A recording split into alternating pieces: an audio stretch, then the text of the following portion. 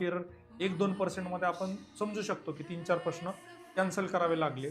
पण जर 200 पैकी 12 प्रश्न कॅन्सल करावे लागत असतील, मला वाटतं आपण स्वतःची पाठ थोपटून घेत नाही, पण आपण आखाडा टेस्ट सीरीजमध्ये संयुक्त पूर्वला असेल किंवा राज्यसेवा पूर्वला फार कधीतरी एखादा दुसरा प्रश्न आपल्याला कॅन्सल करावा लागला असेल किंवा एखाद्याचं उत्तर बदलावं लागलं असेल.